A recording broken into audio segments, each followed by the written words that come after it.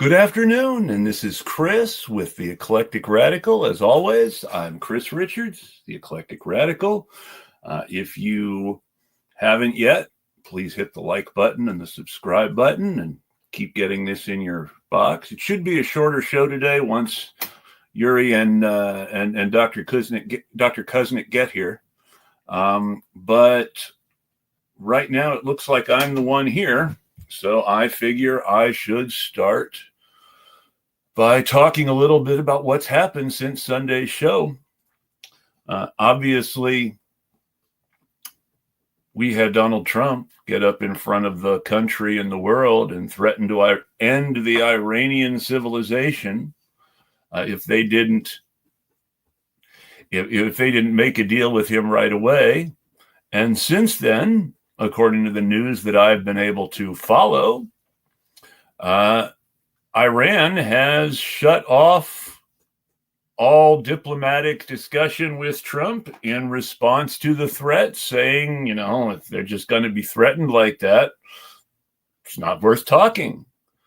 So who knows what's going to happen?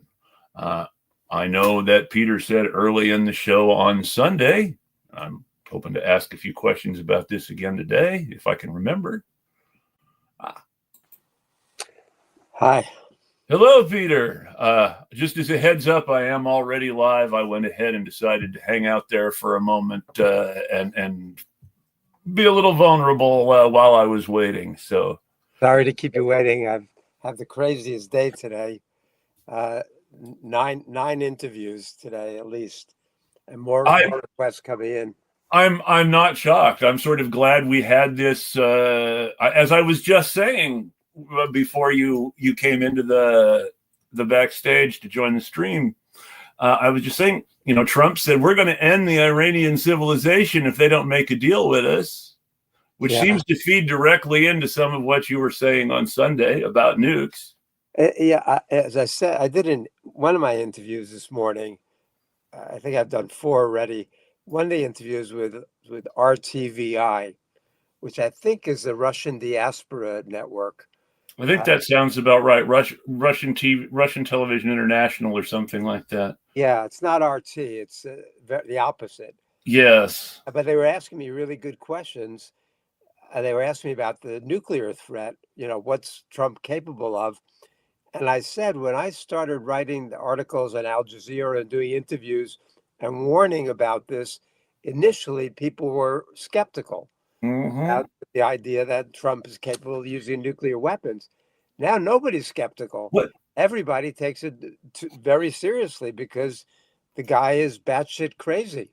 I don't understand the skepticism in the first place, because I remember the mainstream media shows on cable news in his first term about how excited he was about the idea of now being responsible for whether or not to launch a nuclear weapon. And nobody's ever done that before. I wonder what it would like to be. That's exactly the point. And he speculated about that openly, allegedly, according to military and defense experienced staffers who want nothing to do with his second term. Well, when he was briefed on how much we've cut the nuclear arsenal, it was down from about 70,000 at the peak in 1986 down to about 15,000 at the time. And his response was, we should increase our nuclear arsenal tenfold. Yeah. That's when the Secretary of State at the time, Rex Tillerson still? Yeah, it was Tillerson, actually. Tillerson said, called him a fucking moron. Yes, I remember that. But every once in a while, he'll say the opposite. It's like with everything Trumpian. Sometimes he'll say we have to get rid of nuclear weapons. Sometimes he'll say we need to increase it tenfold. We need to begin nuclear testing again. So I have no idea. He could walk away.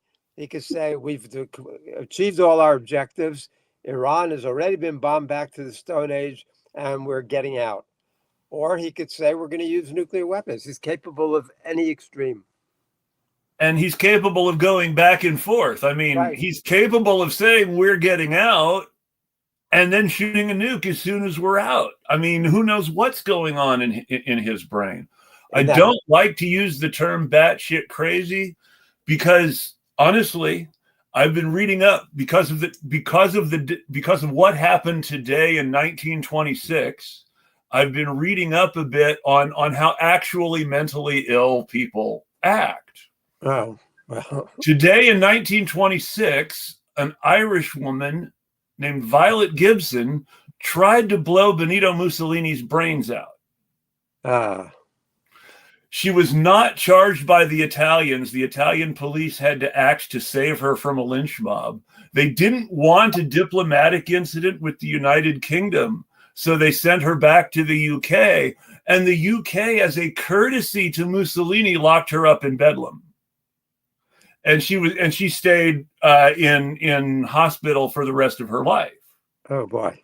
How old was she? She was middle-aged, late 30s, early 40s when she took the shot. She was older, and there were some famous pictures of her in the mental hospital later where she's older. But I think she's about 40 when she took the shot.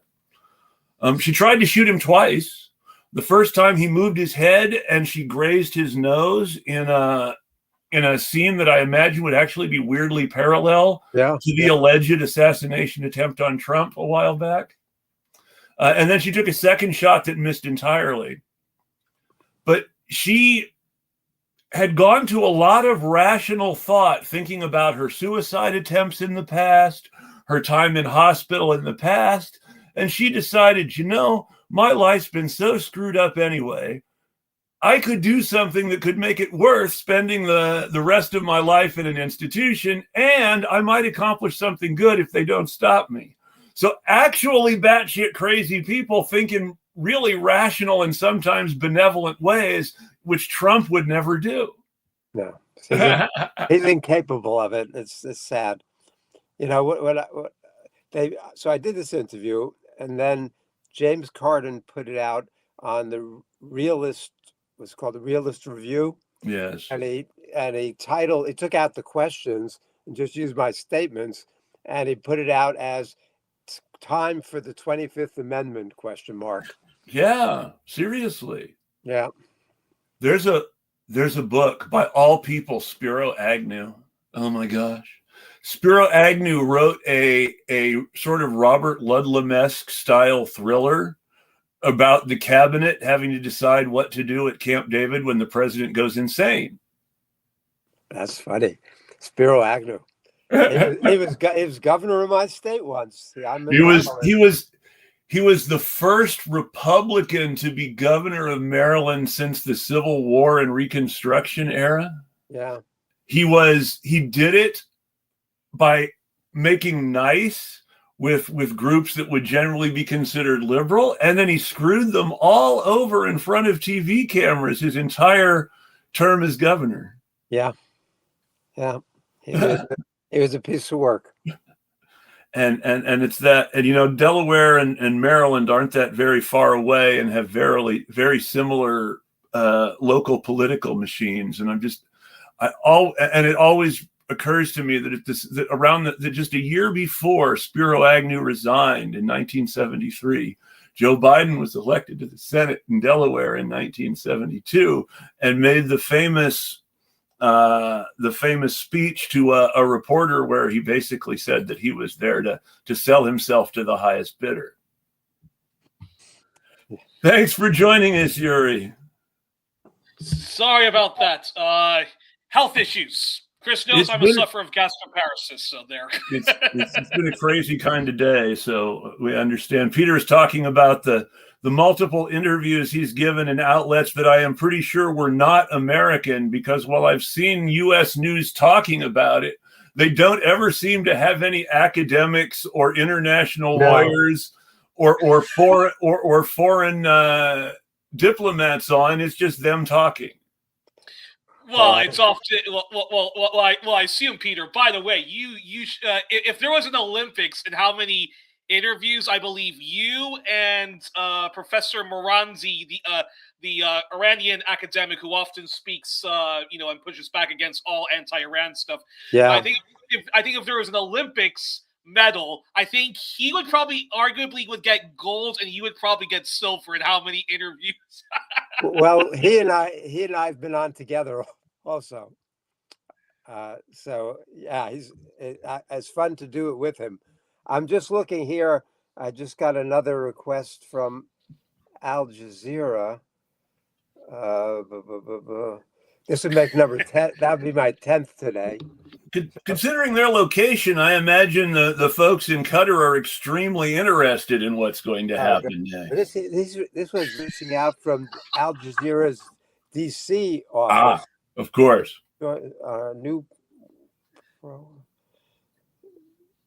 Okay. Anyway, they're coming in fast and furious. But it's so important to get this out. Yes. Kind of break through this wall of silence, on what's really happening. This is why I do a show, despite the fact that almost no one is watching it, because this way, if someone happens to see something, they might actually get something useful, even if they don't intend to at first. I do mainstream media all over the world, but not in the U.S. But though I did get a request for right after this to do WBAI in New York, the radio network, the one that I grew up listening to. Yes. So I do them regularly, not very frequently, but on a steady basis. Well, so they invite me. My dream, which will probably never happen, but my dream is becoming enough of a success in quote unquote independent left-leaning media that the radio station I grew up listening to, the independent communist public radio station in LA, KPFK, will one day ask me to come on. I'm pretty sure I've done KPFK a few times. Probably. That's Pacifica Radio. They do a lot of good stuff that you don't get anywhere else in the U.S. media. Yes, I do a lot of Pacifica shows. Yeah. Do you know my friend Mickey Huff? Sounds familiar, but I know almost no one personally. I do know who Mickey Huff is. Huff is. Mickey Huff used to do the disinformation.com and I hate it when I can't talk. This Project Censored newsletters every year. Exactly, yeah. And it's a tremendous irony that Rachel Maddow, who in 2016 totally took a turn into state-controlled media, was prior to 2016 one of the most awarded journalists in Project Censored for talking about stuff no one else was talking about, up to and including the Flint, Michigan mess. Wow. And then since then has taken a complete, dare I say, right turn, and covered very narrow political topics. Well, Mickey has Keith Olbermann used to be one of the finest. Mickey has a show. Go ahead. On Pacifica, the Project Censored show that I do regularly. He's a very close friend. He's moved from the West Coast to Ithaca, where he's now teaching at Cornell or at Ithaca College. Yeah, he's at Ithaca. I have a friend and colleague. Oh wow, that's so. I have a friend and colleague who recently lost a run for city council in Windham, New York, which is a tiny ski resort town that both Ari Cohn and somebody who used to be on Clinton's staff have part of the year homes in and are major local power players, and who does and does not get local attention in the media. And he literally had both Ari Cohn and this Jamie something from the Clinton campaign writing these local editorials about how awful he was and how he was this horrible socialist who wanted to give upstate New York to the poor. And it was a beautiful thing to see. Yeah, I'm not surprised the Clinton people would not like that. It's just hilarious to me because he had both a Clinton guy and Bush's former press secretary both pissed at him, and it's just hilarious. That Ari Fleischer? Artie Fleischer, yes. Sorry, I don't know why I said Ari Cohn instead of Artie Fleischer. Artie Fleischer, yeah. Artie Fleischer made an interesting comment about Obama in 2013. he said, this is really the fifth year. It was earlier. It was 2009. Mm-hmm. That this is really the George W. Bush's third term. Oh, there was I so was- little difference I was between Obama and Bush. I was saying to an acquaintance on Twitter just a little bit before the show that, Obama, the last time Obama had a progressive thought was right before Joe Biden elbowed him in the ribs and said, "Congratulations, you're going to be the next president. But I got to tell you, if you really do this thing trying to prosecute the folks who lied us into the Iraq war, it's going to come out that me and Nancy were part of that too, and we're going to go to prison," which is why the Democratic Party says you're going to make nice with all the Bush folks. Is that? I don't know that that's a real quote. My version of the comment also included a speculation that Biden said something extremely racist to Obama at the same time. Well, he said, he's articulate and clean. Yes, I remember that. But I was just... Obama did continue much of the Bush legacy, not just in foreign policy, but the Bush tax cuts continued to be, extended. Now there's a good question. Yes. So you guys are trying to say the predator class has been fucking with us this whole time. Well, I'm not going to answer that question. Instead, I'm going to say that my wife loves YouTube reaction videos where millennials or Gen Z types who have not seen the stuff that Gen Xers like me or boomers a little older than me grew up with watch Larry Bird play basketball for the first time or listen to Bobby Caldwell perform music for the first time, stuff like that. So one of these was a 2005 comedy routine by George Carlin, which is about how dumb Americans are. This routine is famous because this is the one that ends just before the HBO camera cuts out with him saying, the reason they call it the American dream is that you have to be asleep to believe it. Boom, camera goes dark. Now, the nice young millennial black couple who were watching this start out laughing because, funny jokes about fat people. But as he goes on and gets more political, they're just, yeah. And this was 2005. That's my answer to this question. I'll answer the question directly and say yes. And that's fair. That's fair. And I'll say I'd like to see that Larry Bird video.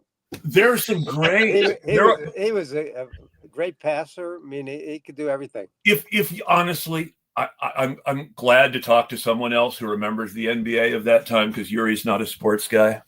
So if you ever have some time to kill and you want to empty your mind of everything political and all the major world events that are probably going to kill you anyway, and you just want to die happy when the nuke goes off, do a search.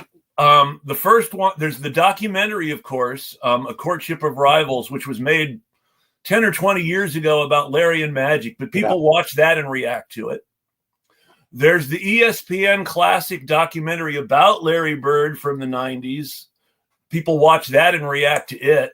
That's always great. Uh-huh. There's a guy named Clayton Crowley who has done an excellent series of individual documentaries called Making the Case about the 8 players, Bird, Magic, Jordan, Wilt Chamberlain, Bill Russell, Tim Duncan, Kareem. Wait, I've got to put my childhood hero in this, Bob Pettit. Now you see, I will say something. Rouge, Louisiana. Bob Pettit, since you mention it, he set a record for the most points scored in the winning game of a finals. He set that record against Bill Russell's Celtics, so it's not like he set it against weak opposition. But that was the only time the Hawks beat the Celtics. Yes, they just lost the year before. They had just lost to the Celtics the year before. That was one of the 2 breaks in the 11-year streak. Yeah. It was 9 in a row. But if it hadn't been for those 2 breaks, it would have been 13 in a row. Yeah. Yeah. I mean, also Elgin Baylor was playing during that time. Yes. He was a beautiful player to watch. Yeah, Elgin wasn't, but the 8 guys on the list were all good choices. They were all guys who won at least 2 titles, I should say, because of course even Wilt won the first title with the 76ers that everybody always forgets. So they all won at least 2 titles. So some of the people, maybe like Oscar Robertson or Elgin Baylor, who were really, really good but never won a title, don't get figured in. But the 8 that make sense all make sense. They're all people who won at least 2 titles.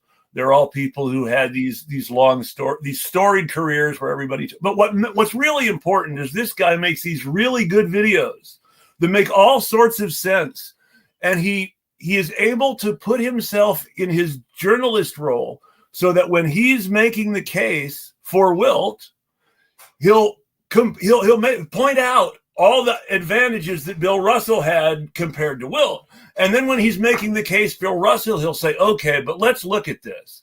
Bill Russell was elected MVP 5 times during the same period when the players and not the media voted for the players. And on top of that, we can make the legitimate case that none of the other Hall of Famers on those Celtics teams would have been anywhere near as great without Bill Russell. And so his ability to put himself into whichever argument he's making is just impressive. Well, I'm impressed that Chamberlain scored 23,000 times. Yes. So he claimed. Yes, the greatest. If you try to do the math on that, I'm a little bit too old for that now, but if you do the math, his math, active sex life. It's literally his math. He said was literally based on a period during his career when he said that he was having sex with 5 or 6 women a day every day, and then he extended that math to his entire lifetime up to that point to get that number. So now you consider that he was probably not at that same level of activity in his 60s that he was in, say, his 20s. You never know for sure. Some people surprise you, but most men physically, yeah. I'm not that old yet, and I can just say that I'm not even 50, and what I was doing in my 20s is not within my physical capability now. Yeah. You sure this guy isn't like neurodivergent, just completely bullshitting people, or? Well, he might have been bullshitting people. Wilt Chamberlain was, despite his immense personal charm and his many athletic gifts, he was a Nixon Republican. So who knows what his relationship with the truth is actually like. But, I remember as Peter and Oliver's documentary, The Untold Story of the United States, has shown. Untold history. It's been so long since I've seen that documentary. I'm so it's like I'm reliving my Ivy history classes when I do watch the documentary. But your documentary very much shows Nixon is Gandhi compared to the Republicans of today. Wow. No, the really scary thing is that the people closest to Ronald Reagan when he took office in 1980 were a bunch of people who had not been part of the Nixon inner circle, but had been like just a step or two outside the inner circle, who thought everything Nixon did in the Watergate scandal was justified. And the point of the Reagan presidency was to rehabilitate the president doing the sort of shit that LBJ and FDR did and get rid of the bad reputation that Nixon had given it. To be honest, Nixon was punished way too harshly and tarred and feathered way too harshly for Watergate when he should have been impeached for other war crimes. Reagan, how he got away with the Iran-Contra scandal, that's just of course, the joke about the Watergate tapes, of course, is that the Watergate tapes were about it. While there is the moment that is the actual smoking gun for Watergate, the real scandal of the Watergate tapes was all the other things that had nothing to do with Watergate that Nixon was talking about. Exactly. And all the things he just casually confessed to doing. And well, the thing they got him for mostly was going after my friend Dan Ellsberg. Yes. Because that they have on tape of him actually giving the orders. And Dan was facing 115 years in prison, that they threw it out because of all the dirty tricks and all the other illegal things that were going on. Yes. And I can't imagine the thought of Dan having spent 115 years in prison or the rest of his life from that point. I mean, Daniel Ellsberg. I hate to say that anybody who was persecuted by the federal government in the 60s or 70s was fortunate, but in a way, Daniel Ellsberg was fortunate, because if he had come along in the age of Obama or Trump or Biden, he would have gone to prison. But that's also scary of just how much to the right. Barack Obama, Donald Trump, and Joe Biden all would have sent Daniel Ellsberg to prison for leaking based on their track records. Yeah. Well, not only that, but Dan did release. Dan did the New York release. Times and the Washington Post actually stuck their neck out to a Yes. degree for Daniel Ellsberg, whereas Edward Snowden. Greenwald collaborated to an extent with the Washington Post and New York Times, and they all in their own editorials said, basically they said this: Snowden, thanks for what you did, but you have to go to jail. And and Greenwald allegedly made some mistakes in handling revelations from Snowden and Chelsea Manning that were. Many people considered the behavior amateurish and blamed him for problems they encountered because his security wasn't terribly good. But then, I don't know, my security isn't terribly good either. I've had 2 Twitter accounts hacked, so I can't claim to be much more competent than Glenn Greenwald when it comes to figuring out what people might do to me. I'm the worst. Well, just let it be known, because this is a whole different can of worms for another day. But read Yasha Levine's Surveillance Valley, and that'll answer maybe why all these whistleblowers who went to the Intercept. But let me bring it back to Dan again. Toward the end of Dan's life, he released classified documents about U.S. plans to use nuclear weapons. Yes. In the Formosa crisis in 1958. And he did it because he wanted them to try him under the Espionage Act. Makes sense. He wanted to make the case for the public interest defense. Because the problem with that Snowden faced was he couldn't argue that he was doing this in the public interest, because that's not allowed under the Espionage Act. Yeah. So Dan wanted to challenge that, and they refused to take the bait. Because I've got to run. Of course. I've got another interview right now, and then of course right after that. So let me just say it's good to see you. Thank you for your time. Enjoy yourselves. And I'll be emailing, and either I or Youri will be emailing again sometime before too long. So thanks for your time, and have a good one. And I think I'm seeing Youri on Friday, right? Yes.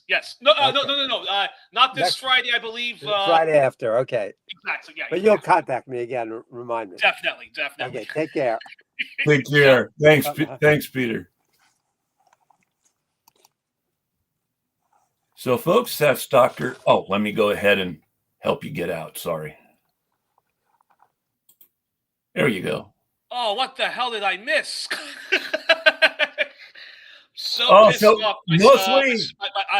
Mostly I was introducing him and talking a little bit to kill time while I was on the live stream by myself. Oh, is that what happened? Yes. So I started at noon and was on here for myself for a couple of minutes, and then went ahead and I hate it when I can't talk. And then went ahead and just sort of riffed until Peter got here. But that was Dr. Peter Kuznick, folks, from American University. As Youri said, he did a movie, The Secret History of the United States, with Oliver Stone. And of course, he came to my attention because of his recent work as a columnist for Al Jazeera that brought him on the show. I'm glad he could be with us again. And thank you, Youri, for reaching out again. Oh, no problem. And yes, my apologies for coming late. My gastroparesis was acting up. And it's funny. I told my parents specifically the following. I said, I do not have dinner. I do not eat at all before interviews 4 live streams because I know my stomach is going to give out.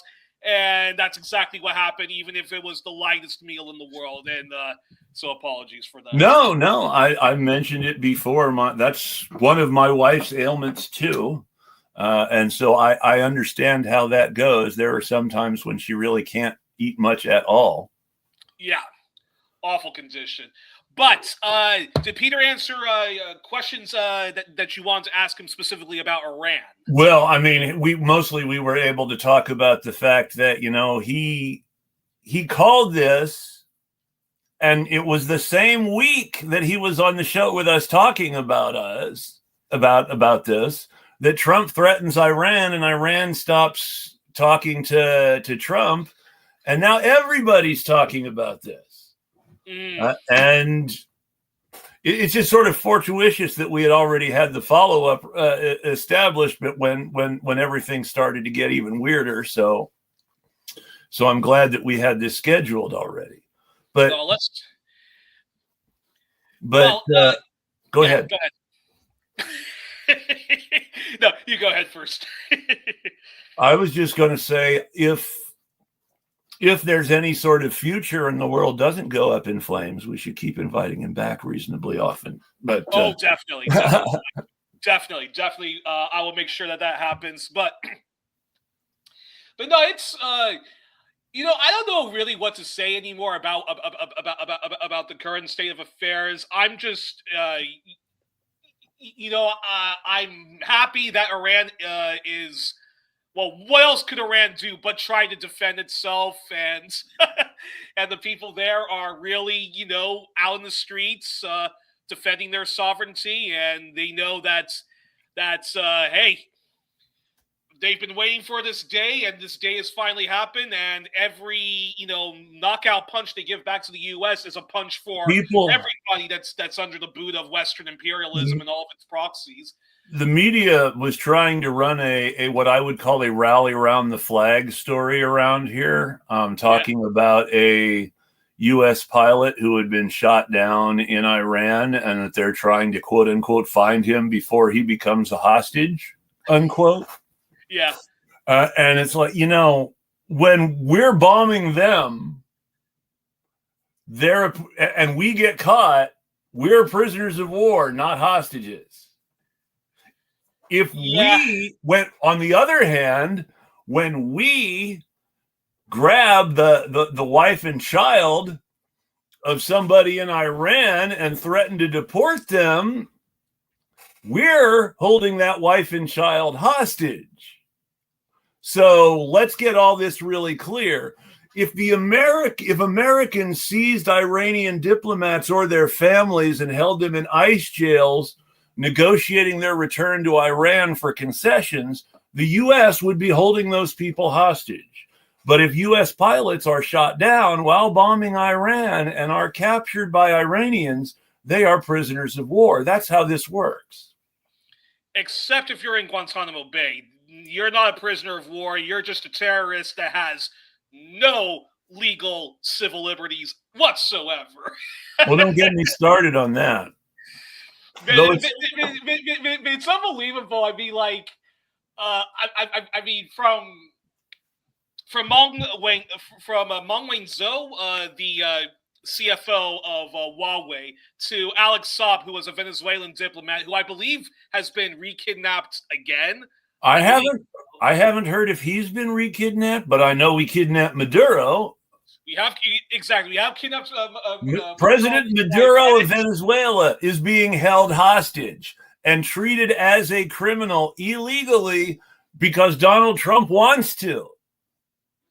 And what's worse is most of the American media and political establishment are standing around acting like that's good and normal, even if they don't like Donald Trump. Oh yeah, but that's the most hilarious thing. I mean, there still is a degree of Trump Trump derangement syndrome going on, but there's also, one of the new challenges that anti-imperialists have to face is you have these very, very misguided Western do-gooders who clearly they don't want Trump to do evil. They don't want Trump to do evil, but they do want Trump to do good. And doing good in their eyes is continuing a pointless Cold War with Russia, a new one with China. And if these people don't like Maduro for whatever reason, then it's okay for Trump to kidnap him. It's just bizarre. In Canada, you find these people a lot. It's so annoying arguing with these people because they know that the mining companies do evil in Canada, so they're all pro-indigenous. They're all, and of course, but they believe that Lester Pearson really wanted to bring peace, democracy, and freedom to Europe, and that's why he signed Canada on with the Marshall Plan. That too, and then these same people. So they know that Canadian mining companies do evil. They're for abolishing the police. Yet they do believe that the Canadian military and Canadian foreign policy does good in the world, and they want their Canadian government, even if it's Stephen Harper, on hey, as a call out. The reason. And it wasn't quite full-fledged regime change, but the reason that Lester Pearson became prime minister, Lester Pearson, the progressive liberal of the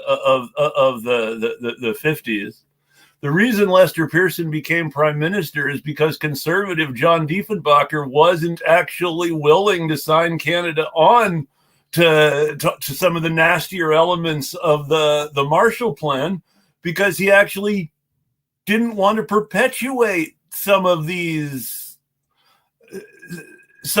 pre-World War II antagonisms.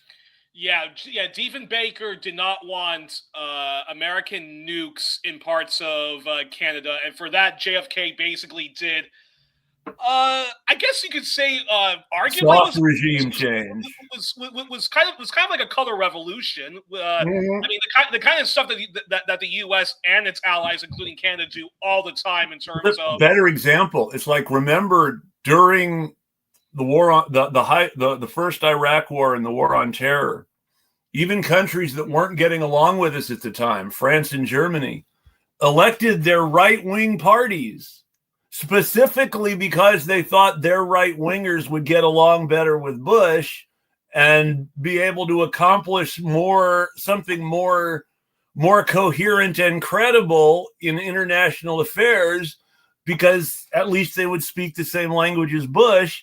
And of course, European conservatives aren't as crazy as American conservatives. At least that's what they all told themselves back then. Yeah.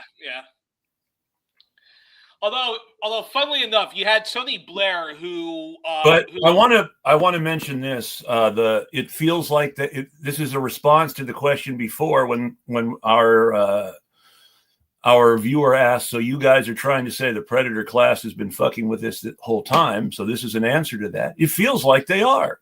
I look around thinking they have fucked us up on a world stage. Fucked up. And I want to note a few things, because they fucked us and themselves in all sorts of fundamental ways. But the reason they're doing it feels smart to them. And I want to talk about this because there were two factors we can't ignore. Yeah. Factor number one is that the most successful portion of the U.S. economy right now, making actual profits as opposed to the fake profits that AI is making, the only really successful part of the economy making real profits in the United States is the arms industry.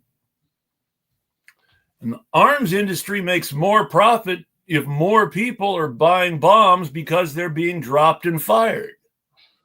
The people who make Tomahawk missiles are really happy that Donald Trump is firing off all the Tomahawk missiles in the U.S. arsenal at Iran, because they're the ones who are going to sell him new ones. And on top of that, and this can't be said enough, North American oil, by which I mean oil originating either in the United States, Canada, or in the offshore waters of the United States, is more expensive to bring to market for a variety of reasons than Middle East oil.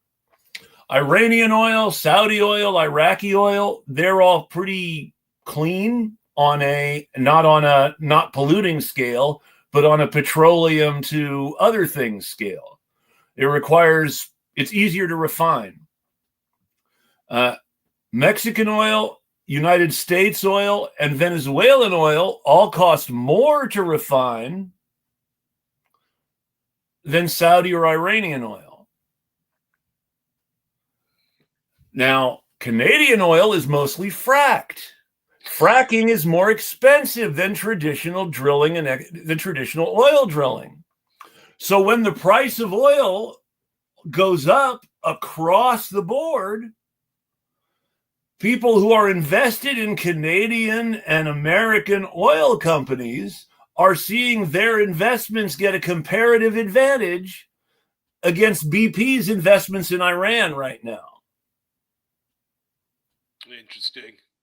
And it's worth understanding that there are people who are going to make lots and lots of money because of this war, because as the American General Smedley Butler said shortly before turning in the people who wanted to overthrow FDR and install Henry Ford as an American Hitler, said that war is a racket.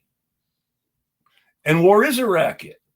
You've got this war that is making arms dealers and oil companies disgustingly rich, and the investors in the same on Wall Street disgustingly rich, while making people all around the world, even before we start to get to the people who are actually being bombed and killed, people all over the world poorer. The closing of the Straits of Hormuz amounts to an indirect blockade of India's oil. Because everybody who would get their oil going east from the Middle East has that sea lane closed unless they're one of the countries that the Iranians are willing to let through because they know they're not associated with the U.S.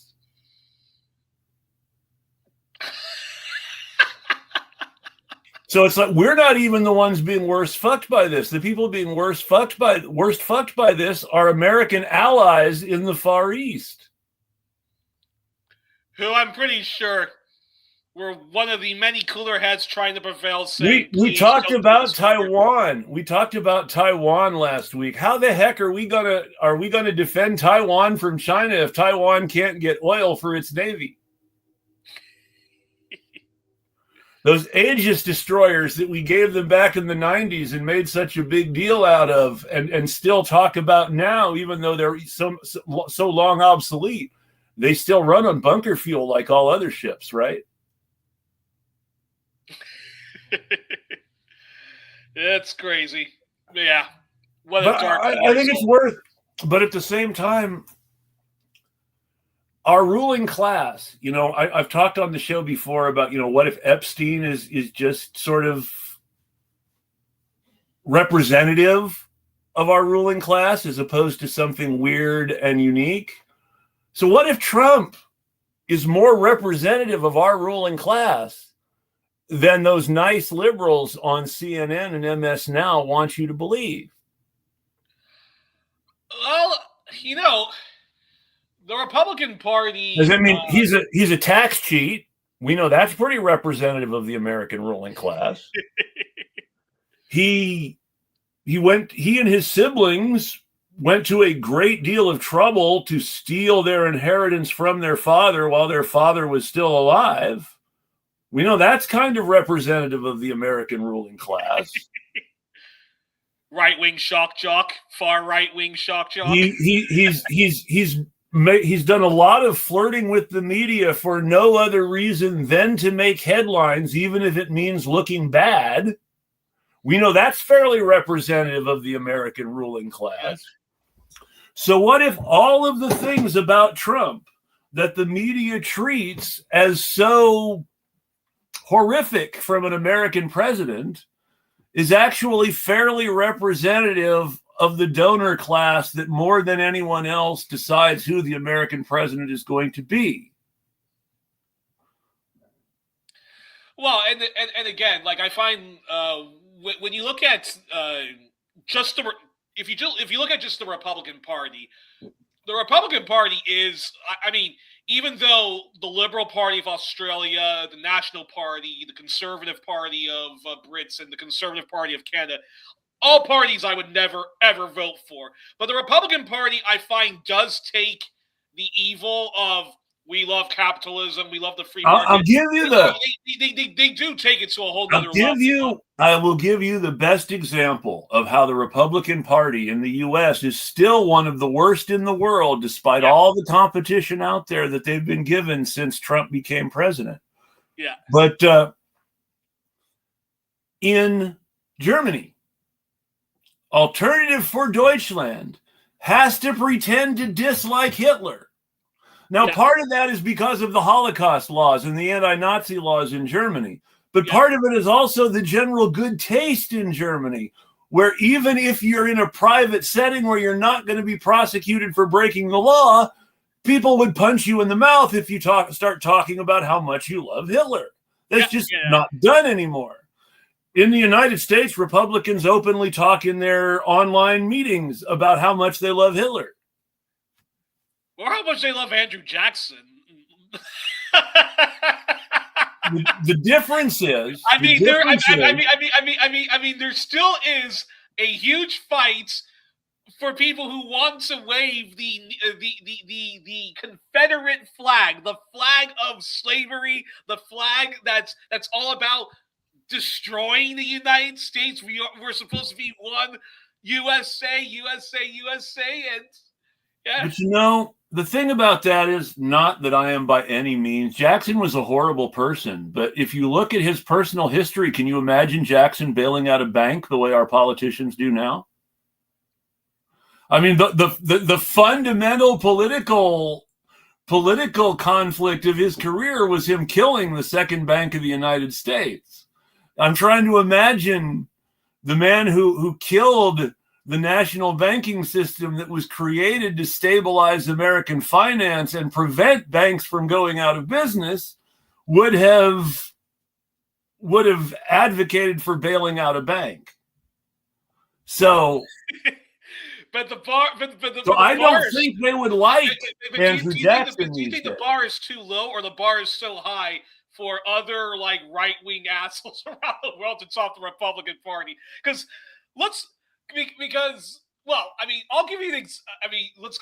give a great example to our audience of just how messed up the Republican Party is and why, Noam Chomsky, all things aside, is right when he says this is one of the most dangerous organizations on the face of the planet Earth. You remember when Mitt Romney was running for office and he makes his speech at the RNC and he said the following: President Obama promised to heal the planet. I promise to protect you and your families. And he got a standing ovation. And then the Colbert Report, which was mocking this, was like, yeah, fuck the planet. Yo, quick show of hands. How many of your families live on the planet? It's also where I keep my stuff. What was the joke? I can't remember which cartoon it was. It was a superhero cartoon in the 90s. You can't destroy the world. It's where I keep my stuff. Yeah, Republicans do take assholism to a whole nother level. They do take stupidity to a whole nother level. Baggery to a whole other level. It's not always just... It's older than Futurama. Someone might have once done a joke referencing it on Futurama. It wouldn't shock me if they did, but it's older than Futurama.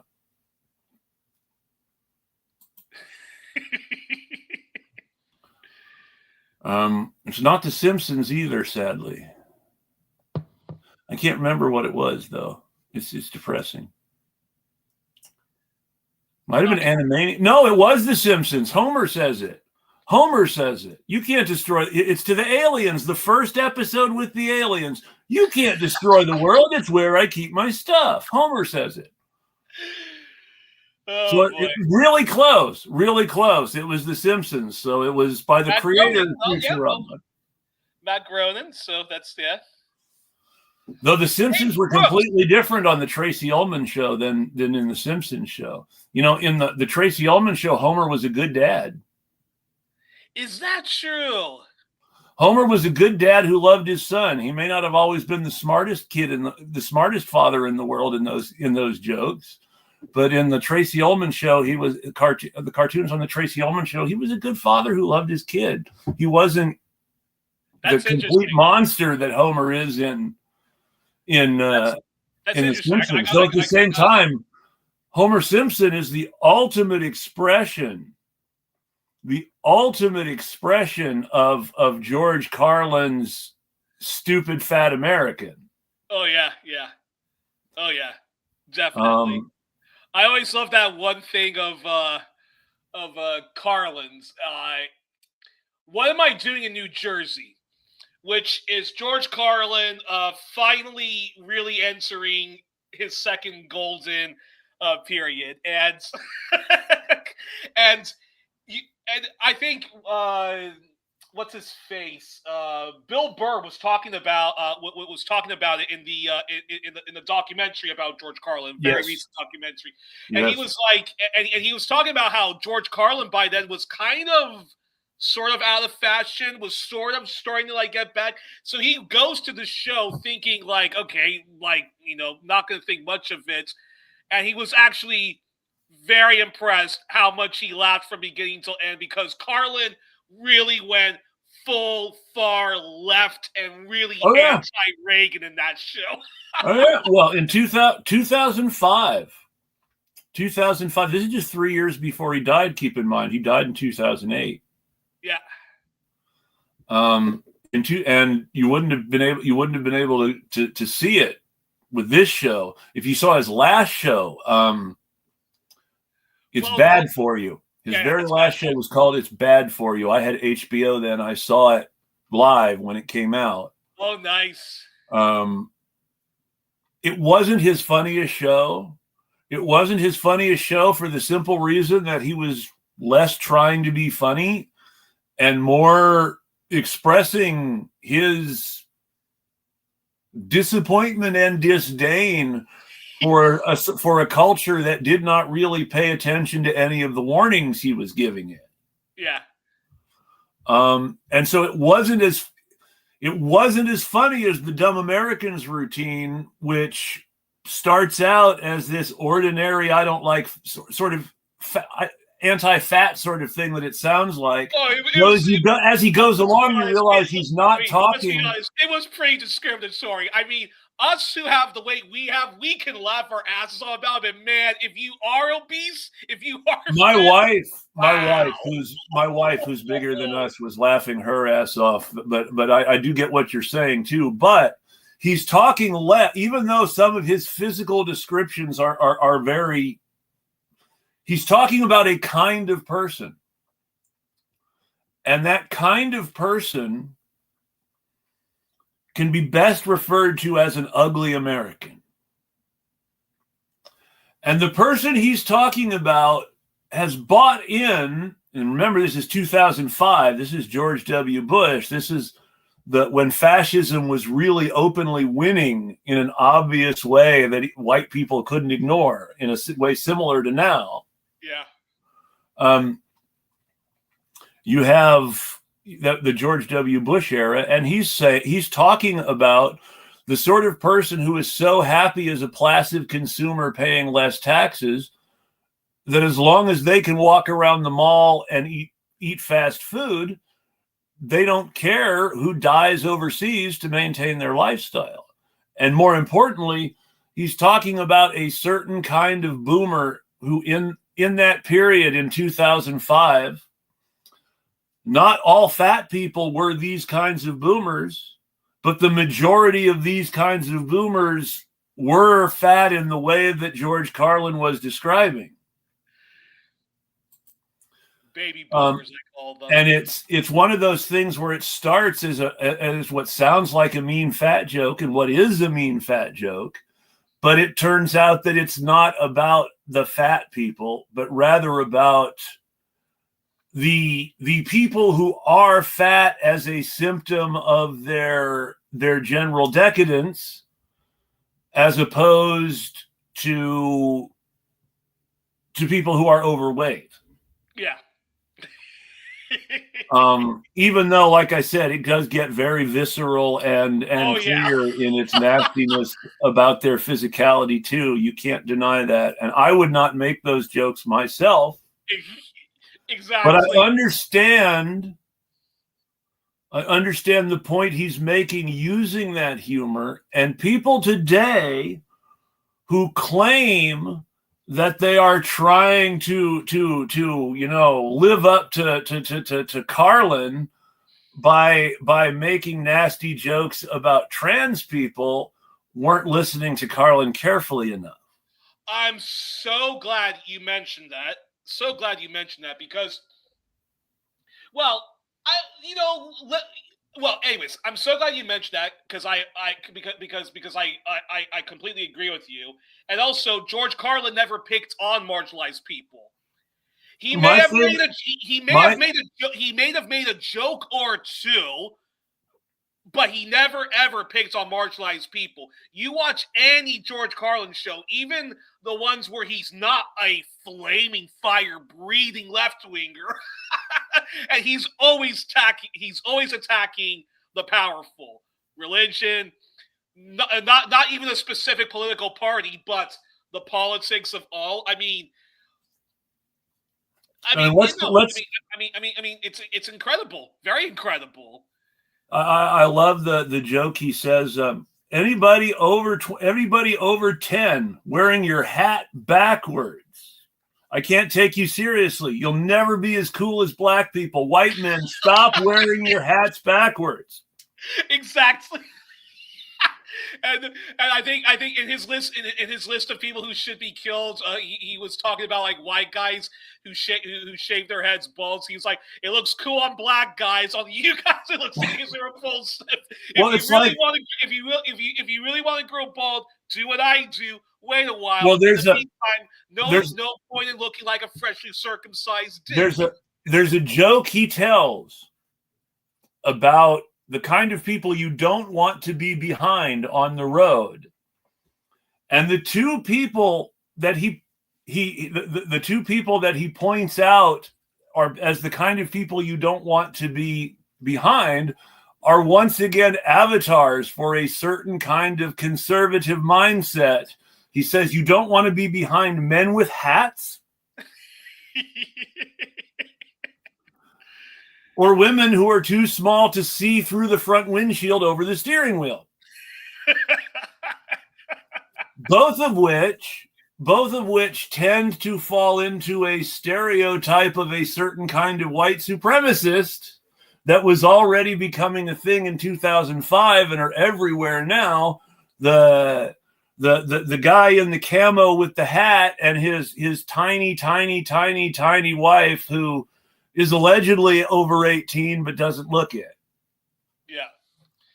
But, it is crazy. I mean, George Carlin, I don't think people even realize just how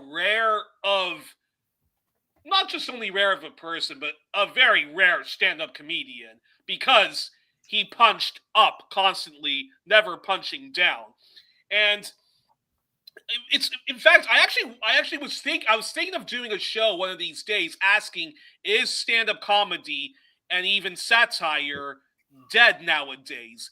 Because if you look at the stand-up comedians, even the ones I actually did used to laugh at, like, during the 2000s and I guess early 2010s, a lot of them have gone so much to the right. A lot of them, when they're complaining about PC, when they, including black ones, are complaining about wokeness, that's their dog whistle, although not so much a smart dog whistle anymore, but that's them saying, I want to make fun of women, I really want to make fun of trans people, and I want to make fun of the marginalized and so forth. I'm glad you mentioned wokeness. I'm really glad you mentioned wokeness, because I mentioned earlier a nice millennial black couple doing a reaction video to George Carlin's Routine from 2005 that I've referenced a few times. So the first thing that the woman said after they had stopped watching and started talking about it is, George Carlin is woke. Oh, yeah. As the very first thing she said, he's woke. And it made me laugh, because can you imagine Dave Chappelle having to reconcile the fact that the guy he pretends he idolizes was woke? Well, not only that, but not only that, but think about this. One of my very early appearances on your show, you had mentioned some of the more censored elements of Richard Pryor, which nowadays people are talking about. Richard, yes, for people who do not remember, Richard Pryor was a bisexual man who was actually kind of out in the 70s at a time when that wasn't a thing that people did. He openly talked about specific experiences in his life, in his comedy, that gay or bi men listening to his comedy could immediately relate to. The joke, and this has been ripped off in some fashion by every comedian and sitcom I can think of in some way, at least once, even by dramatic shows that are just trying to be funny. But Richard Pryor is the first guy who told the joke, and that was when I found out he didn't have any candy.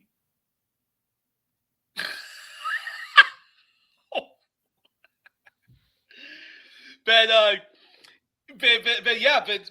funnily enough, Richard Pryor, because if you remember Eddie Murphy, the SNL Eddie Murphy, his stand-up comedy has not really aged very well at all, especially if you're an ally to the LGBTQ community. A lot of Eddie Murphy stuff did not age the way that Richard Pryor stuff did at all. It's true. And I believe Richard Pryor in a memoir even said that he thought that Eddie Murphy's stand-up comedy, particularly towards the gay community, was way too mean and so forth. Yeah.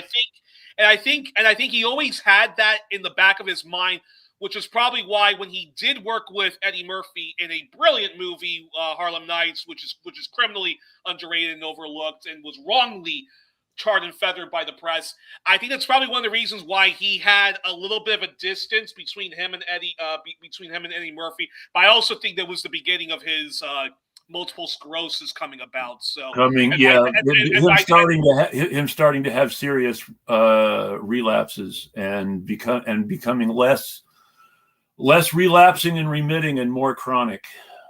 Yeah, and by then, Richard Pryor had also grown disillusioned with the film industry and preferred more doing stand-up comedy than playing in all these movies, which a lot of them have also not really aged very well.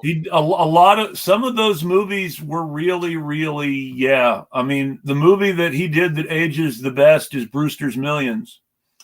And the reason that Brewster's Millions ages so well is because despite a few racially related jokes early on, when he finds out his great uncle is white, and it's the white guy talking about being a honky. It's not anybody using the N-word. But the few racial jokes at the beginning aside, Brewster's Millions is a movie that works regardless of the race of the star, and is in fact a remake of an older comedy that starred, of all people, the great Don Amici, who was one of the bad guys in Trading Places, another Eddie Murphy movie, one that ages really well for the most part. That's good. And who, of course, had a cameo in another one that ages pretty well overall, Coming to America. Yeah, well, but it's so... But Brewster's Millions originally, I believe, starred Don Amici. So Richard Pryor was doing a white standard and making it his when he did Brewster's Millions. But yeah, I personally think that stand-up comedy is going to be sort of dead, and is going to be a bit of a sod, because you can complain now. You can complain that the younger generation, the millennials, are too PC. I'll say PC, too politically correct. But I think no. I think they're just. I think they just want their comedians to actually punch up and not punch down. What does this mythical notion of too politically correct or too woke actually mean? What is this myth? I mean, so let's. Well, it's the same thing. It's at the risk of starting a whole new show. It's the same thing as this. The whole, the people who say I'm tired of too much PC or I'm tired of too much woke are the same people who dog whistle when they complain about identity politics. It's often code for don't talk to me about the patriarchy, don't talk to me about white supremacy, and don't you dare talk to me about queer liberation, especially the T in LGBTQ. Jimmy Dore, talking about a stand-up comedian nowhere near as good as some of the others we've mentioned. Yeah. Not even as good as Dave Chappelle, who I don't really hold in high regard anymore. Yeah. But why can't I talk? What did I just say? Sorry. You're responding to how I was describing. Oh yeah. PC means. No, I got you. It's like, what do you want to say? I mean, what do you want to do? What do you feel that you can't? Jimmy Dore was a homophobe. Dave Chappelle was a homophobe. I mean, they had anti-gay jokes when that was allowed, and they went to transphobic jokes when the anti-gay jokes weren't allowed so much. And it's like, oh, we like gay people. We're not anti-gay. Well, but you told anti-gay jokes. Now you're complaining that you can speak more freely about trans people in Saudi Arabia than the United States. Yeah, wow. And by the way, I have to say that's a low blow even for Dave Chappelle. It really is. I mean, this is a. But actually, an interesting thing about Dave Chappelle is this. I always kind of liked his stand-up comedy. I can laugh at his stand-up comedy. Chris Rock, I can also laugh at his stand-up comedy. There's always something a little right-wing about them. I always had, though, a problem with the Chappelle Show. The Chappelle Show, I did not like because, like South Park, I thought it was full of vile right-wing stuff, and there was lots of already homophobia. Lots of pandering. One of Dave Chappelle's things in the Chappelle Show is he has a woman sing a bunch of stuff that he writes down, and one of the stuff he writes down that the woman sings is, "I think gay sex is disgusting. What? It is gross. I like lesbian sex. Yes, I really do like lesbian sex. Ha ha ha." So he was always a queer. That's part of the, and it's a code.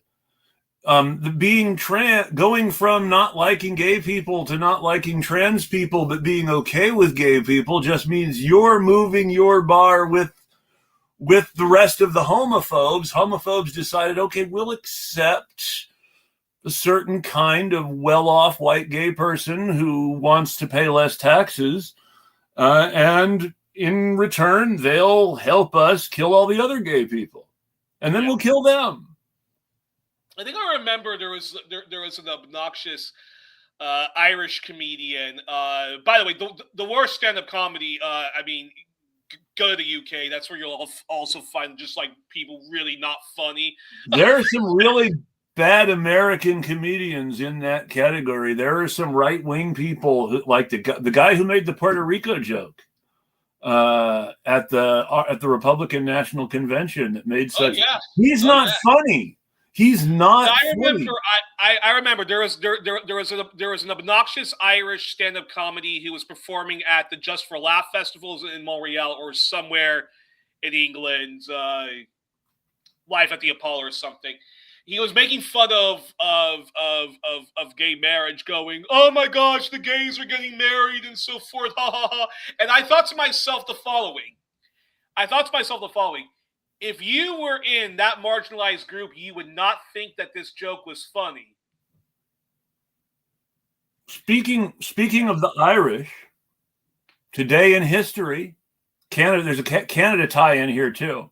Oh, yeah? In addition to the failed assassination on Mussolini, this is the day that one of the founders of the Canadian Compact, who also happened to be a former Fenian turned traitor to Irish freedom, and went on to become one of the founders of Canada. Today in history, the Fenians successfully blew his head off. Let me get that name for you. Yeah. I'll also just say the following, that indeed, when there was the kind of shock jock, misogynistic, queerphobic Andrew Dice Clay, George Carlin was asked by Larry King, what he thought about all the controversy around Andrew Dice Clay.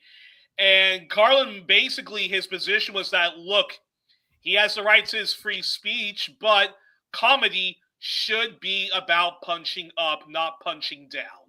Here it is. Today in 1868, Thomas D'Arcy McGee, one of the fathers of the Canadian Confederation, was assassinated by Patrick J. Whalen, a member of the Fenian Brotherhood from Montreal. They took him. The primary reason they took him out is because he went from being down with the British, free Ireland, to helping to found the horribly oligarchic British system of colonial rule in Canada that prefigured the later and less disgusting Canadian government. As disgusting as the Canadian government is now, it was worse once. and also the model, the very first model of settler colonialism was British rule over Ireland, particularly the north of Ireland, which the British did on steroids. Australia, New Zealand, the United States. The Fenian Brotherhood killed Thomas D'Arcy McGee because they considered his collaboration with the British in creating the horribly, horribly, horribly corrupt and oligarchic and oppressive it wasn't even a government so much as it was a bunch of families who didn't they call it the Family Pact or something like that, in fact? Probably, but it's basically it was less a government and a bunch of relatives and business associates who just controlled everything.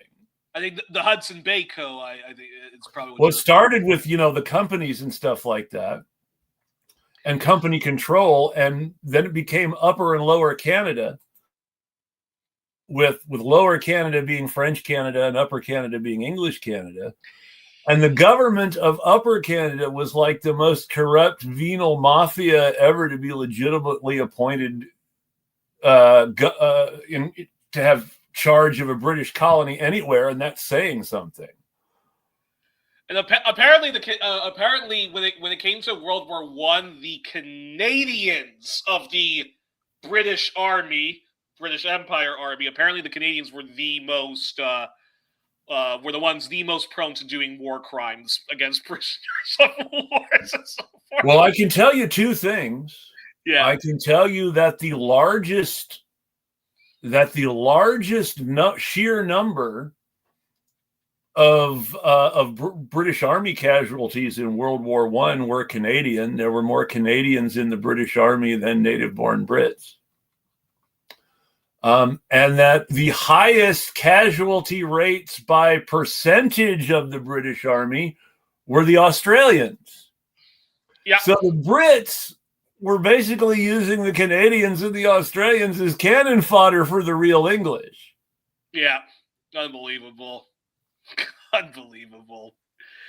Then, that goes back to, John Pilger, one of he has so many great documentaries, but a very good documentary he did on Australia was about Australia's foreign policy. And the documentary is called Other People's Wars, where he talked about how Australia is always fighting other people's wars. And before Trump was doing his annexation threats to Canada, making it the 51st state, he had some Canadian leftists say, "Dude, we're already the 51st state."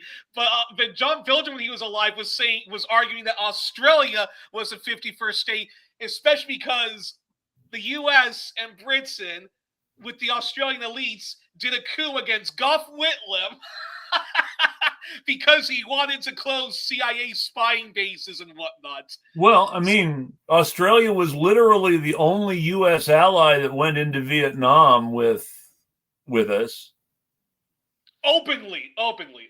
Well, there were other governments were doing some, stuff behind the scenes, but Australia was the only country willing to stand up publicly and say, the U.S. is right to go to Vietnam and kill people.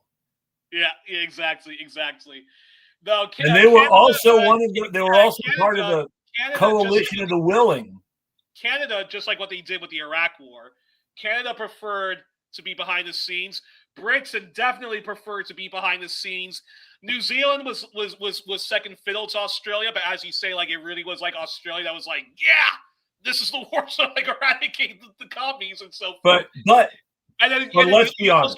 And then Israel also secretly was helping behind. And that's that is the perfect segue, and this segue will bring us back to Iran in a bit first. But the actual 51st state, as anybody who has studied or worked in the U.S. government should be able to testify, is Israel.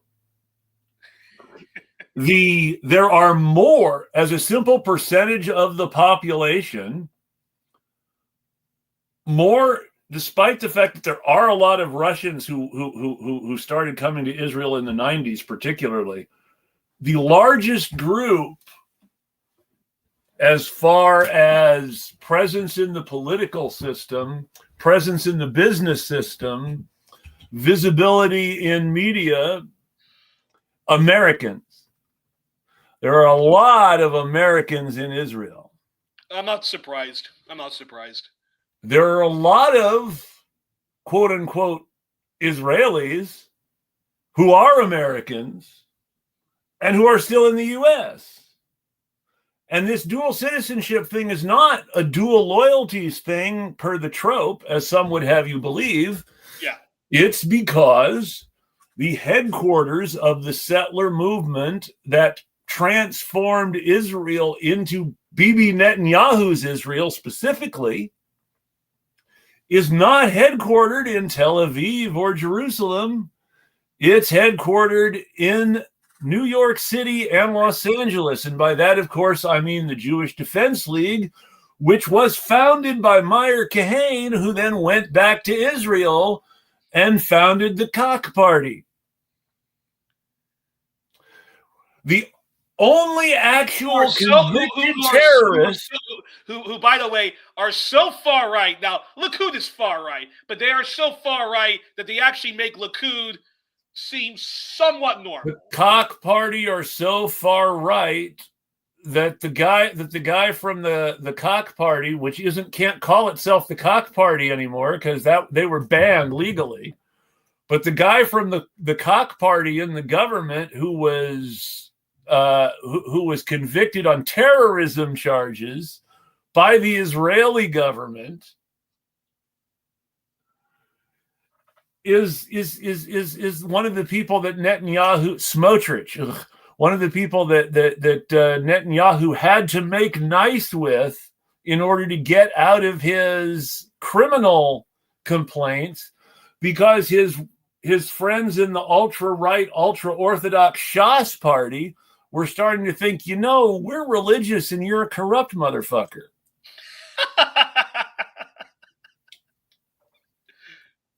I like how that's their limit. Not Netanyahu like being the mass murdering, miserable son of a bitch that he is. It's like, yeah, you're too corrupt. You gotta.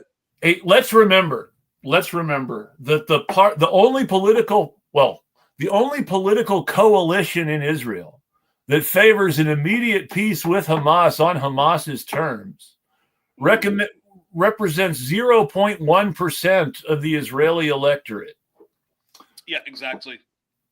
While I'm willing to say that a lot of this is probably achieved through the use of carefully driven push polls that make people feel like they're not really being as genocidal as they are, at the same time, polls in Israel specifically give 70, 80, 90% rates, depending on whose polls they are, of general approval for genocide. Well, I get into arguments with my mom all the time, who has friends from Israel and so forth. I've lost all my friends from Israel.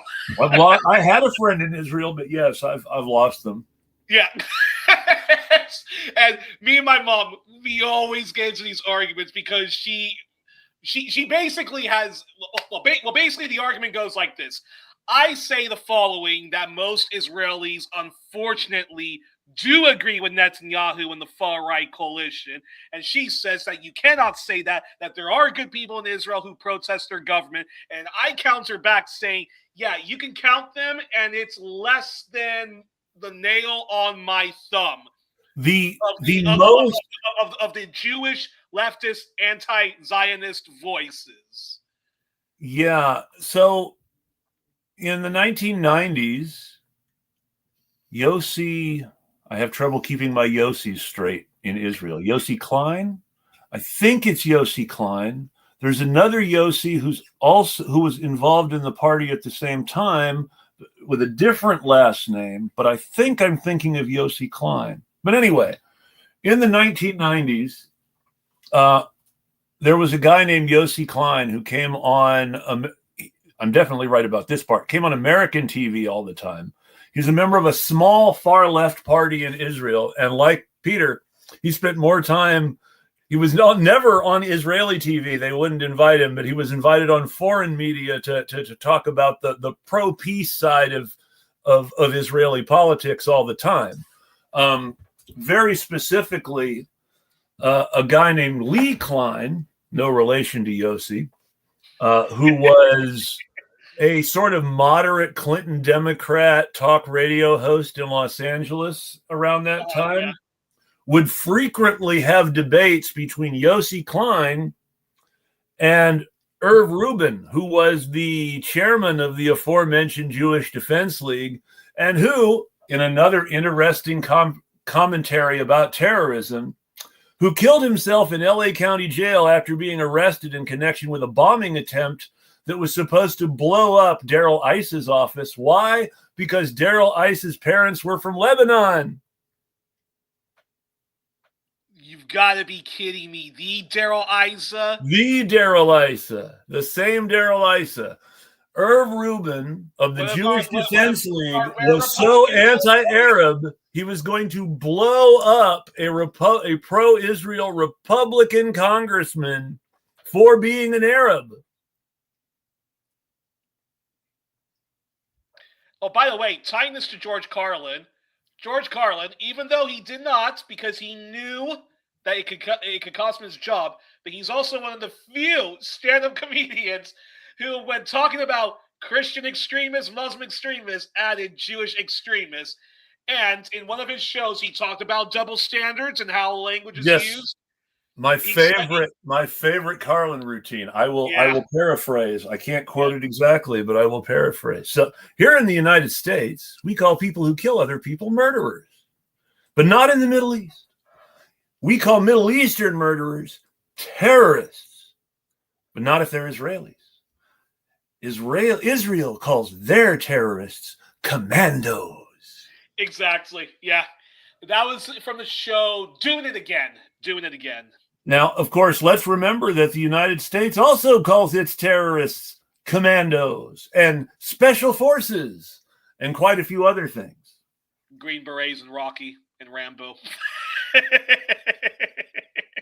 Let's note that one of the reasons Rambo is so fucked up in the head in the Rambo movie is because he was one of the people doing really nasty terrorism to the Vietnamese, and he's not been able to go back to having a normal life because the only thing he's good for anymore is going around and doing nasty stuff. But he blames... It should also be noted in the book it should also be noted that in the book, though Sheriff Teasel does go too far and does end up having a very anti-heroic trip off over the cliff into to full-blown nastiness. Rambo is the bad guy in that story. Sheriff Teasel is a tragic hero. And the real villain is the guy Richard Crenna plays in the movie, who, after Rambo kills Teasel and all the deputies, goes in, pretends to be Rambo's friend, and shoots him. This is in the book, though. Yeah, this is in the book. In the movie, at the end, Richard Crenna basically recruits Rambo to work for him again. Oh, wow. But at the end of the book, because Rambo is like a rabid dog that needs to be Rambo is no good as anything but killing people, and can't ever be reintegrated back into normal society. And this guy kills him like a rabid dog after turning him into a rabid dog in the first place. So that should always be remembered. The real villain of the Rambo movie is Richard Crenna, not Brian Dennehy. But that's I want to return back to another topic that we were saying because I wanted to mention something about the state of stand-up comedy. Do you think stand-up comedy is going to be a dead form of art, or? No, it depends on the comedians and it depends on the media. So The Onion, with its really good headlines about the behavior of Donald Trump the first time, Joe Biden, Donald Trump the second time, The Onion has shown that it is absolutely possible to do satire. What is dead is the faux satire of right-wingers who are pretending to satire a certain kind of conservative when what they really want to do is give themselves an excuse to act like that certain kind of conservative. The best example that comes to my mind is the racist asshole with the puppets, Jeff Dunham. Oh, yeah, I hate that. Yeah. But I mean, his whole act with the racist puppet was based on giving him an excuse to talk like the racist puppet. Yeah, there was another comedian at the time. I remember everybody liked him, but I never thought he was a funny South Asian guy from Canada. I'm blanking on his name. I don't remember his name. I know sort of who you mean. He was one of several non-white guys to try to cash in on that trend. His whole shtick from beginning to end is just making fun of people's accents and stuff like that. There was the guy I always remember. Russell something? Or no. The guy, Russell Wong. I remember a Russell Wong Peters? from that period. Russell Peters, I think, was his name, actually. I don't know. But anyways. No, I remember Dane Cook. Ugh. But Dane Cook was always lighthearted observational comedy, never really Dane Cook was one of the guys, though, who was doing a certain kind of ironic white guy so he could talk like that white guy. And he was also one of the guys busted because he was plagiarizing other comics. It wasn't even his stuff. Another guy who really cashed in on that in a more offensive way because he was a Mexican American was Carlos Mencia, who was also nailed in a plagiarism scandal. Yeah, unfortunately, Joe Rogan was the one that exposed him, and Joe Rogan. Don't even get me started on Joe Rogan. Joe Rogan is someone who buys into that same tradition, and who went off on a transphobic rant. Joe Rogan is the typical libertarian who people think libertarians are the socially liberal but fiscally conservative guy, when really they don't give a shit about standing up for your friend who's dealing with racism, your queer friend who's dealing with all they care about. It's all about the money. I hate to give conservatives credit, But the Duke of Wellington, in a letter to somebody, once complained about his liberal critics, because, of course, he was a Tory. He was an extremely right-wing Tory, and there was a lot of argument between the very Whig Pitt ministry, even though Pitt himself was more friendly with Tories than Whigs. There were a lot of Whigs in his ministry, and the Whig-friendly Pitt ministry would often criticize Wellington, and Wellington would criticize them. And he said, to the Whig, puffing in Parliament, liberty is the right to do anything he wants at all, provided that it does not interfere with his pleasures. That's how a lot of libertarians. That's how libertarians are, and that's how and the reason they like libertarians so much is that's how a lot of well-off Democratic Party elites are, or libertarians, left-wing. I shouldn't even say left-wing. Clinton-type libertarians who really loved Barry Goldwater, and so they loved Bill Clinton too, because Bill Clinton was the closest thing they could find to Barry Goldwater's sort of libertarianism without all the racism and militarism being so upfront and open. They sort of hid it a little behind the good-natured aw shucks. Well, speaking of a guy who I think represents comedy dying because they're just not getting with the goddamn times. And he was a libertarian once upon a time. Now he's just a blue MAGA asshole.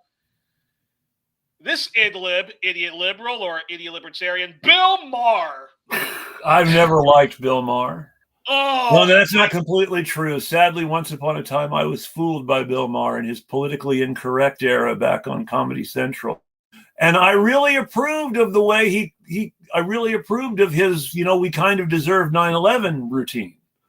But, since his we kind of deserve 9/11 routine, he's really not been doing so well. And he, shortly after that, totally fell in love with Israel. Oh, yeah. But the thing is, but Bill was always, okay, back in the pseudo-leftist days when people were conned into thinking Bill Maher was basically... There's always a little bit of racism and homophobia in the things he said about black people or queer people. Wait, what? There's always a little bit about racism or homophobia in any of his jokes involving black people or queer people. True. But back in the post 9/11 days, when he really started his show on Real Time with Bill Maher, where basically he was literally the stand-up comedy skinny version of Michael Moore, I was introduced to George Carlin, Naomi Klein, Jeremy Scahill, Cornel West, Matt Taibbi. All of those guys I discovered by watching Real Time with Bill Maher, or as I prefer to call it nowadays, Nickel and Dime with Bill Maher. And he always was, back then, he always was what we call a liberal, progressive, dare I even say socialist on everything except Israel. But nowadays... after 9/11... But basically, during the Obama years... Although he criticized Obama once or twice from the left, he basically, like MSN, DNC, was always an Obama apologist and stuff like that. No matter how, grotesque Obama was. He was critical about Obama on the Iraq War because his whole thing was he wanted people. He had always been against the Iraq War, but, and I say this with a big but attached to it, he also spent that whole time where he was so opposed to the Iraq War talking about how we shouldn't be going to war. We should be doing things more like Israel does things. Yes, he did often say that. Yes. He did often say that. And in fact, he always was an advocate of racial profiling. Yes. We just do things like what the Israelis do. And that's racial profiling, dude. No, so even when we thought he was a sincere liberal left leaner, he always had that liberal progressive on everything except Israel. And then again, when you fast forward to the Obama years, he criticized Obama once or twice from the left, but then was always like MSNBC, always apologizing for him, was Yeah. very hostile to people who were critics of him, like Glenn Greenwald and so forth. Yes. And then you fast forward more to the Trump era, where he basically, he engaged in Trump derangement syndrome, well, with the whole Russia scapegoating thing. But nowadays, all Bill Maher talks about is how much he is fed up with the left, fed up with wokeness, fed up with bleeding heart liberals. And on Israel, wow, I think he's one of the few media people who tries to still appeal to left-wingers, where he is just a rabid, like, he's blue at the end of the day. He doesn't really try to appeal to left-wingers anymore, I don't think. That's not how I feel when I watch his show. The most important person that he has introduced people to through his show, however, is still, in my opinion, Joe Scarborough. I believe that Joe Scarborough's place in American celebrity right now is entirely because of the way and timing of how he was platformed by Bill Maher.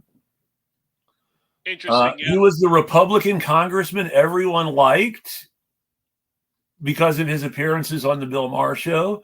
He was always willing to be critical of Bush from the right in a way that made it sort of sound like he was being critical about Bush for some of the right things, but not really. It was like, but I mean, Joe Scarborough, who was an incredibly right-wing guy, was normalized as not really very different from us liberals by Bill Maher, and look what that has done. Well, I think you could also, I think, also argue that Bill normalized a lot of people who are grotesquely far right, like Ann Coulter. Now, even though Coulter, like she does on any show with a liberal audience, will always say the most outrageous far right thing for the booze and stuff like that, but still, Maher is normalizing her because she's just a right winger with her own opinion. And words can't hurt you, but look at what words can do once the people who say those words have power to act on their feelings. Then it's not just words anymore. Then it's ice. I think I remember once watching Real Time with Bill Maher, and this was the beginning of me stop watching the show when I realized how much of a fake, bootlicker he was for right-wing Democrats and so forth like that. He's interviewing Ann Coulter, and I'm watching this with both of my parents and my aunt who's visiting. And when my aunt is listening to Ann Coulter with her crazy far right stuff, she's asking my parents, and she's asking this in French, is she racist? Of course she is. Of course she is. Which should be the normal reaction, but that just goes to show you how much all this far right nonsense has been completely normalized in the United States. Bill Maher, like Bill Clinton before him, did a lot to normalize anti-blackness while claiming and pretending to be pro-black. Oh yeah. We can't ignore that either. Now this is starting to turn into a different show, so I'm going to take us back around again. Bill Maher is sort of trying to make anti-war with Iran noises. Oh yeah, no. It's more than that. He literally said the following on his show. He said, hey, if Trump gets rid of Venezuela, Cuba, and the Islamic Republic of Iran, not in those words, but he's listing that as the axis of evil, shouldn't he get the Nobel Peace Prize? That's just ridiculous. Bill Maher has problems. Hey, drone-loving progressive. What was it that Alexander Coburn used to say about the New York Times? That they're like cruise missile liberals. Bill Maher is the drone progressive, except I would call him the drone regressive. Drone progressives. Drone progressives was a term we used a lot in 2020. But I would say Bill Maher is not.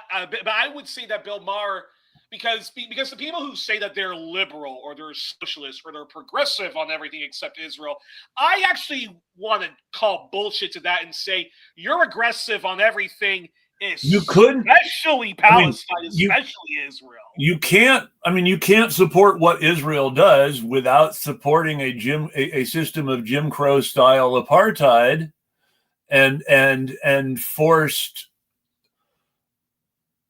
separation from mainstream society that is exactly the sort of thing we've always been taught was bad in America, despite the fact that America has always tried to not let go of it. Yeah. Iran, for all its real problems, does a better job of representing minorities than the U.S. does. Christians and Jews and even Zoroastrians have locked in. No, I take it back. Not Zoroastrians, but Christians and Jews and several other groups and several ethnic groups who are minorities all have locked in proportional representation in the Iranian parliament. Mm-hmm. Sunni Muslims and Zoroastrians don't, and are persecuted to various degrees. As are the Kurds as well. But no to a degree, but then again, it gets complicated because Kurds in Iran have traditionally been much better off than Kurds in Iraq and Syria and Turkey, but yes. While there are people who are persecuted, there are also certain locked-in safeguards for most of the minority groups, with some exceptions. Yeah. But Bill Maher, but Bill Maher doesn't know that, because Bill Maher is just a fucking idiot who thinks that all Muslims are the same.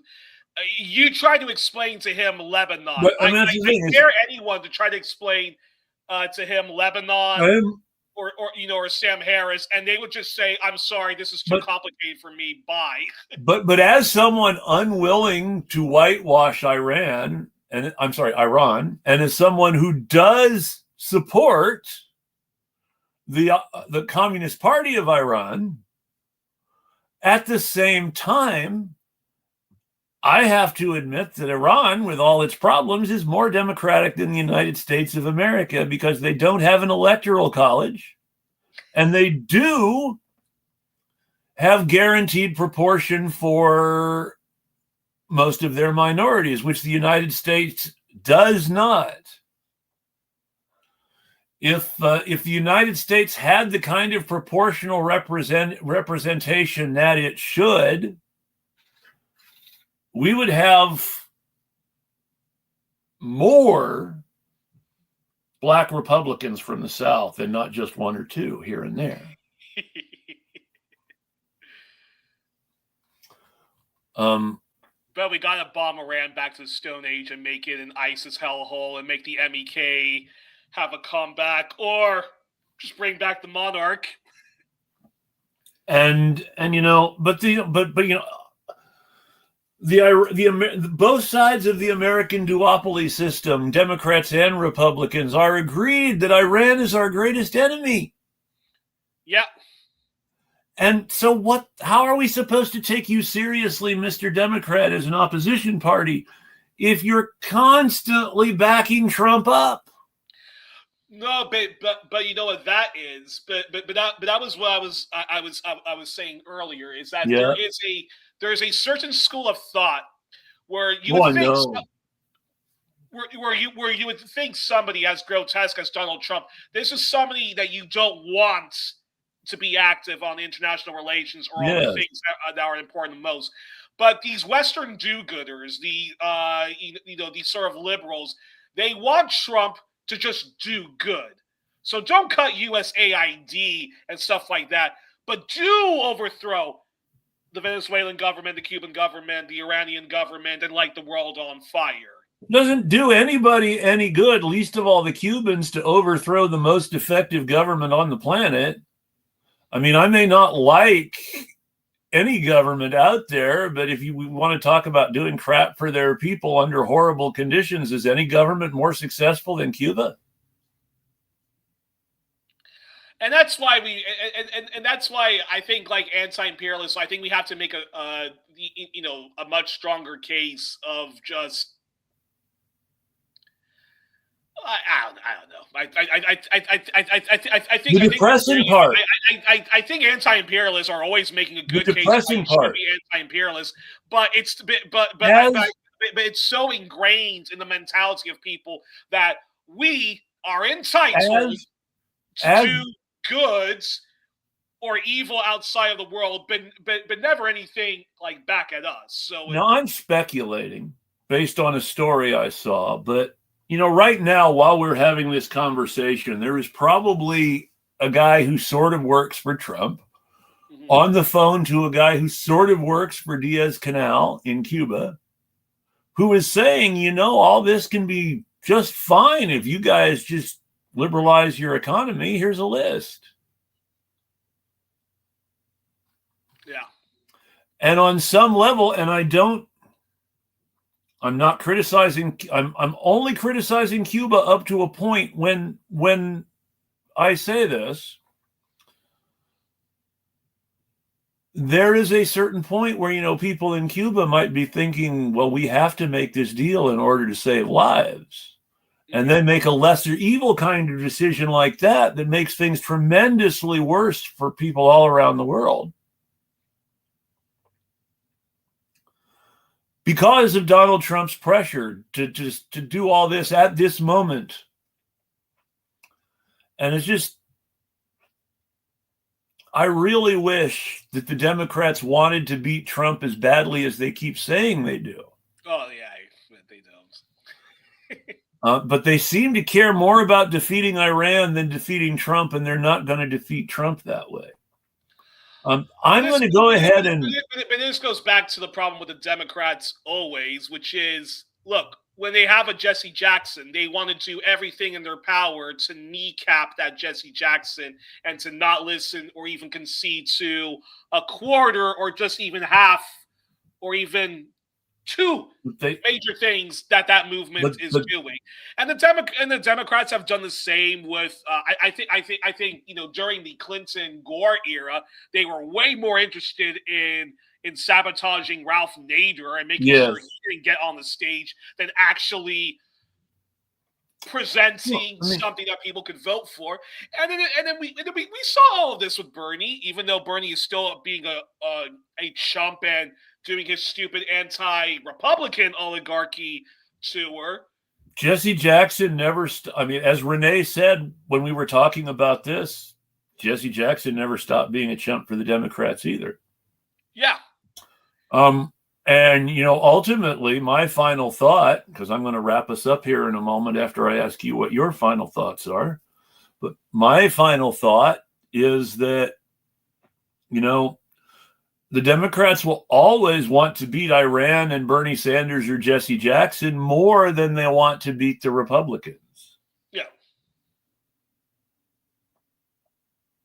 Yeah. What are your final thoughts? I intended to really not go much longer than that 30 minutes with Peter, and then we ended up doing a whole show after Peter. Final thoughts. Yeah. I got three final thoughts. A couple of final thoughts. Is the following. I completely agree with you. The Democrats are not interested in they're not interested in what they claim that they are interested. They don't have the courage of their own convictions. They are a center-right party, and the Republicans are a far-right party. And they're only interested in, in their own no, they're only interested in what their donors want them and having a cushy job and so forth, and that, and then also want to say, Bill Maher is being awarded the Mark Twain Prize for Humor, and he and all of the comedians who have gotten that prize don't deserve that prize. The only person who did deserve that prize and got it posthumously, George Carlin. Make what you will with that. A literary a literary epigraph for the Trump era, courtesy of the late William Butler Yeats, another Irishman. The best lack all conviction, while the worst are full of passionate intensity. That's my final thought on this. And on that note, I hope everybody has a great week. I will be back on Sunday with Erica Eiffel of the Hill Times and the Bad and Bitchy podcast. Until then, I will tweet at you.